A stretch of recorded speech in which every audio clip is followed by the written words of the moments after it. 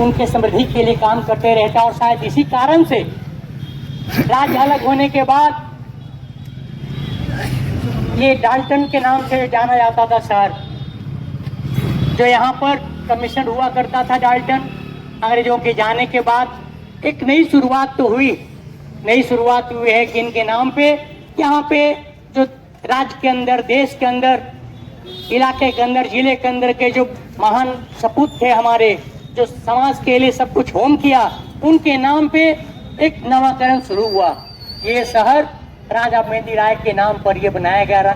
मेदिनीनगर इस डाल्टन शहर हटा के राजा मेदिनी राय के नाम पे मेदिनीनगर यहाँ बनाया गया। बगल में जो लेस्ली यहाँ का एक जमाने में उपायुक्त हुआ करता था, वो छावनी इलाका, जहाँ पे आजादी की लड़ाई में लगे रहने वाले लोगों पे हमले लगातार हुए। और आप तमाम लोग जानते हैं नीलांबर और पीतांबर जो अगुवाई कर रहे थे गरीब गुरबों का, अंग्रेजों के खिलाफ 1857 की लड़ाई के दौरान जो अगुवाई कर रहे थे यहाँ के किसानों का, राजा वो नीलांबर और पीतांबर, उनके नाम पे जो लेस्लीगंज था उस नाम को बदल के नीलांबर पीतांबर को रखा गया।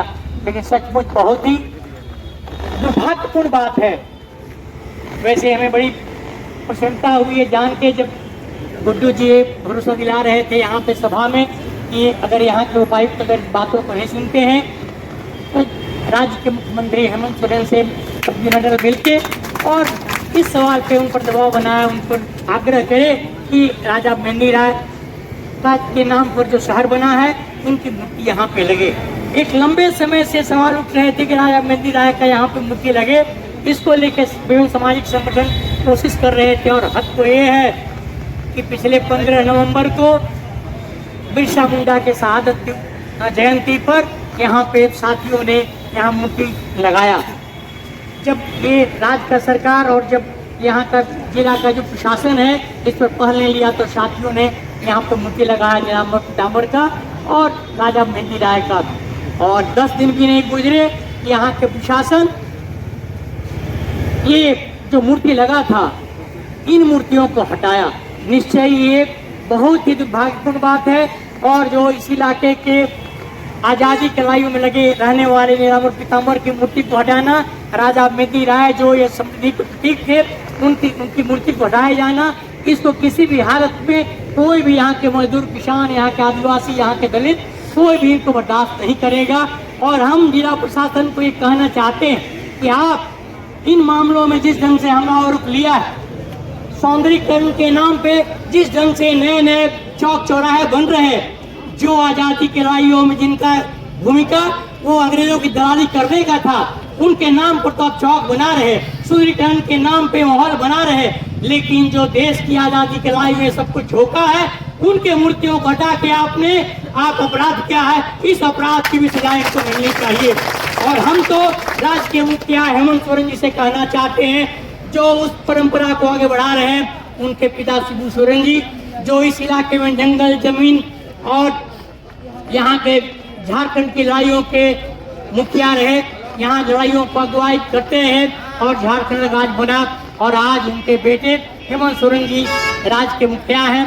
हम इस मंच से हेमंत सोरेन जी से आग्रह करना चाहते हैं कि न सिर्फ यहाँ पे मैं कह रहा हूँ जगह दूसरा क्यों, जिन जगहों पे इनका मूर्ति लगाया था सौंदर्यीकरण के नाम पे आप नाटकबाजी कर रहे हैं, उन्हीं जगहों पे हेमंत सोरेन जी उस मूर्ति को लगवाएं। और इसके साथ एक बात और, नीलांबर पीतांबर के साथ राजा मेदिनी राय की मूर्ति यहाँ लगाई गई थी। नीलांबर पीतांबर का जहाँ पे फांसी पर लटकाया गया, नीलांबर पीतांबर फांसी पर लटकाए जाने के बाद जिस जगह पे जिस कुएं में उनके शव को डाला गया था, आजादी की लड़ाई में लगे ढेर सारे लोगों के शव को उसमें डाला गया था, भूतहा कुआं के नाम से प्रसिद्ध था। उस जगह पे नीलांबर पीतांबर शहादत समारोह समिति बना के वहाँ पे स्थानीय साथियों ने जिले के दूसरे हिस्सों से भी लोग इकट्ठा होकर वहाँ पे एक समाधि स्थल को बनाया। लेकिन अभी भी जिस जगह पे फांसी पर लटकाया गया था नीलांबर पीतांबर को, वो जमीन अभी भी एक कब्जे में, अवैध कब्जे में पड़ा।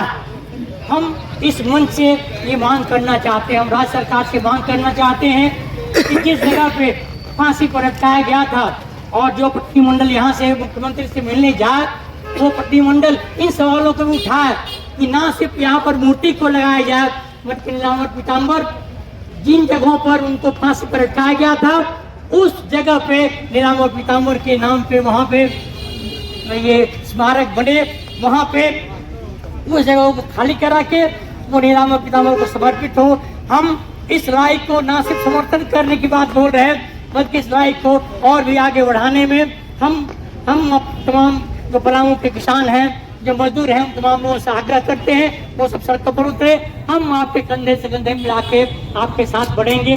और एक बात और बोल कर बात हम खत्म करते हैं।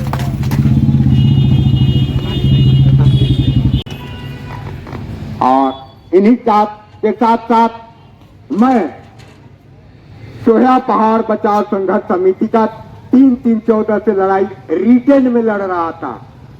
लिखा पढ़ी में 17 में हम अनुमंडल कार्यालय हुसैनाबाद में भी एक दिवसीय हमारे साथ राम परवेश सिंह, मदन पासवान और मैं और गांव के तमाम लोग साथ होकर के लड़ाई में भाग लिए थे। और उस समय से लगातार लड़ते आ रहा हूं। 22 में जो है लड़ाई यहीं से जिला मुख्यालय से प्रारंभ हुआ था। 16 जुलाई या क्या था याद नहीं है तारीख। और यहां से जाने के बाद 31 जनवरी 23 को प्रखंड कार्यालय पर भी धारणा दिया और धारणा एक दिवसीय दे करके उसी दिन बता दिया कि अगर ये खनन पट्टा अवैध है और इस अवैध खनन पट्टा को आप बंद नहीं करते हो तो हम अनिश्चितकालीन धारणा पर जाएंगे।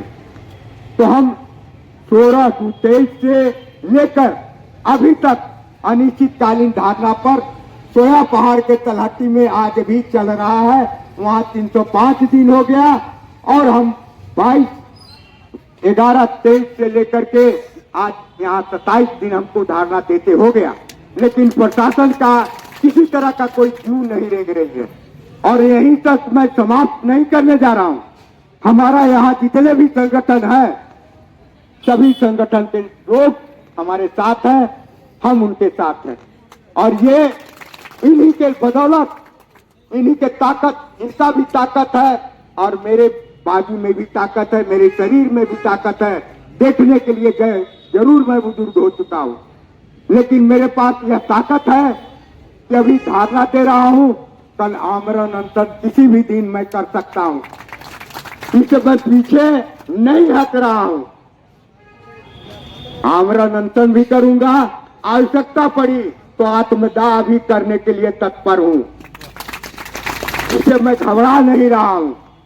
और मैं ये जानता हूँ कि जब हमारे माननीय प्रधानमंत्री जी के सामने 13 महीना वहां का किसानों का, हम उसी किसान के औलाद हैं, किसानों का आंदोलन चल रहा था तो हमारे माननीय प्रधानमंत्री जी ने कहा मुझसे चूक हो गई। हो सकता है कि हमारे प्रबंधकों को, हमारे ये जो है जिला प्रशासन को, अनुमंडल प्रशासन को, प्रखंड प्रशासन को, सबको ये लग रहा हो खिलवाड़, तो ये खिलवाड़ न समझे। मैं लड़ाई जो लड़ रहा हूँ दावे के साथ मैं कर रहा हूँ, जब तक से मर नहीं जाऊंगा तब तक से छोड़ूंगा।